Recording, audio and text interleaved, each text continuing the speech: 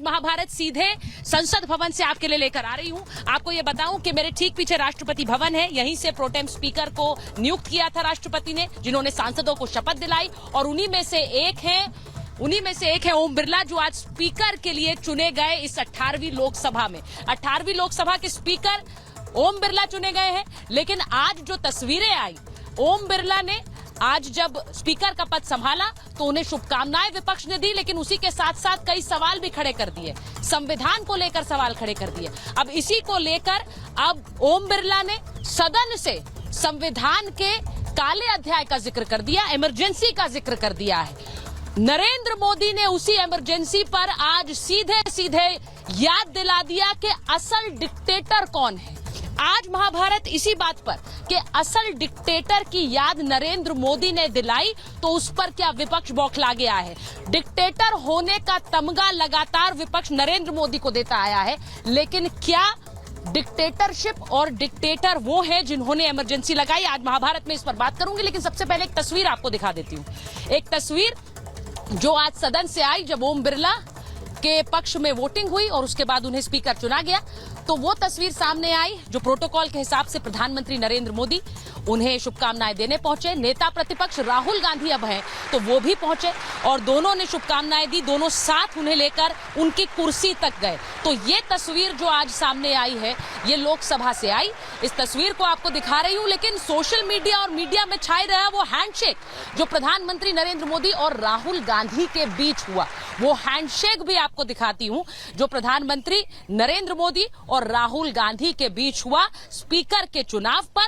और इसके बाद जो शुभकामनाओं का दौर शुरू हुआ, उसने एक अलग डिबेट को जन्म दे दिया है। मैं आपको सबसे पहले वो दिखाती हूं कि कैसे अब जो नया सदन है, उस नए सदन की तस्वीर क्या होगी। उस नए सदन में प्रधानमंत्री नरेंद्र मोदी सदन के नेता हैं, उस नए सदन में नेता प्रतिपक्ष है Rahul Gandhi, leader of opposition party, और स्पीकर है ओम बिरला। लेकिन इसी के साथ साथ राहुल गांधी के लिए मुश्किल क्या है? उनको अब सारे दलों को एक साथ लेकर चलना है, उन्हें बड़े मुद्दों पर रणनीति बनानी है, उन्हें इस पूरे सदन को जब लीड करना है तो उनको एक गंभीर मुद्रा को अपने साथ लेकर चलना होगा, क्योंकि राहुल गांधी अब नेता प्रतिपक्ष है और जो भी उनका आचरण रहेगा वो एक तरह से विपक्ष का आचरण प्रतिबिंबित होगा। इसी के साथ साथ राहुल गांधी के ऊपर जिम्मेदारी रहेगी सरकार को घेरने की, और इसीलिए आज महाभारत में पूछ रही हूं कि क्या राहुल गांधी और पूरा विपक्ष नरेंद्र मोदी को चुनौती दे पाएगा? यह रिपोर्ट पहले देख लीजिए, उसके बाद यहां संसद भवन से महाभारत।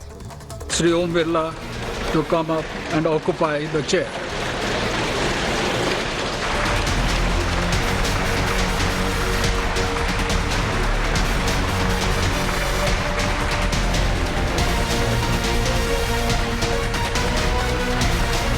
जो तय था वो हो गया, एनडीए का उम्मीदवार विजयी हो गया। 18वीं लोकसभा में भी ओम बिरला स्पीकर बन गए, यानी मोदी सरकार ने संसद में पहले सियासी मैच में विपक्ष को मात दे दी। आने वाले 5 साल हम सबका मार्गदर्शन भी करेंगे और देश की आशा अपेक्षाएं पूर्ण करने के लिए ये सदन अपना दायित्व निभाने में आपकी बहुत बड़ी भूमिका रहेगी। स्पीकर का कार्यभार दूसरी बार संभालना, ये अपने आप में एक बड़ा नया रिकॉर्ड बनते हम देख रहे हैं। ध्वनिमत से बिरला अध्यक्ष बन गए, उन्होंने कमान संभाल ली, तो कुर्सी पर बैठते ही सांसदों की ओर से बधाई देने वालों का तांता लग गया। विपक्ष ने बधाई के साथ बता दिया कि सदन में उनके तेवर कैसे रहेंगे। आपका अंकुश विपक्ष पे तो रहता ही है, लेकिन आपका अंकुश सत्ता पक्ष पे भी रहे।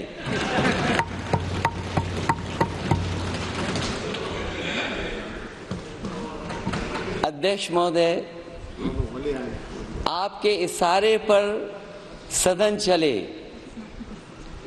इसका उल्टा ना हो।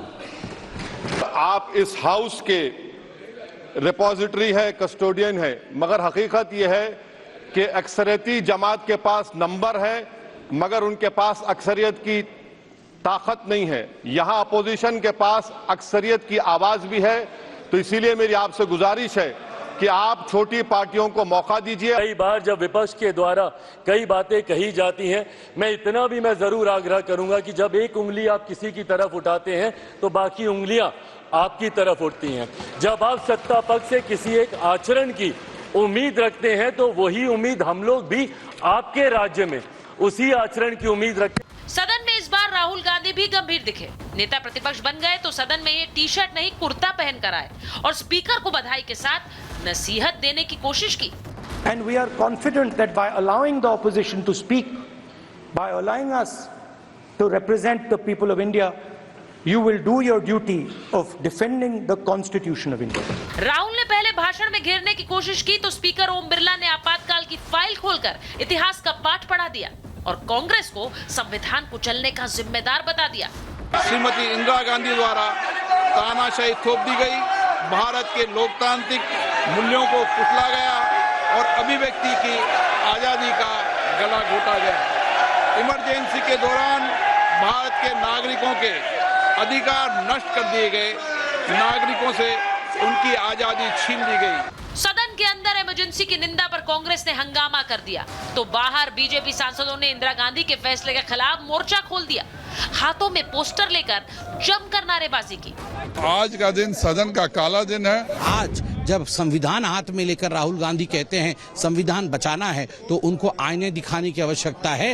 इस लोकतंत्र की हत्या के लिए जवाबदेही बनती है कांग्रेस पार्टी की और उनको माफी मांगनी चाहिए। संविधान पर हल्ला है तो उसे कुचलने वालों पर क्यों ना हो। जाहिर है 18वीं लोकसभा का आगाज ही हंगामेदार हुआ है तो अंजाम भी जोरदार होगा। एक तरफ मोदी के योद्धा हैं तो दूसरी ओर राहुल की सेना। सियासी जंग में कौन किस पर भारी पड़ेगा, इसी पर संसद से आज की महाभारत।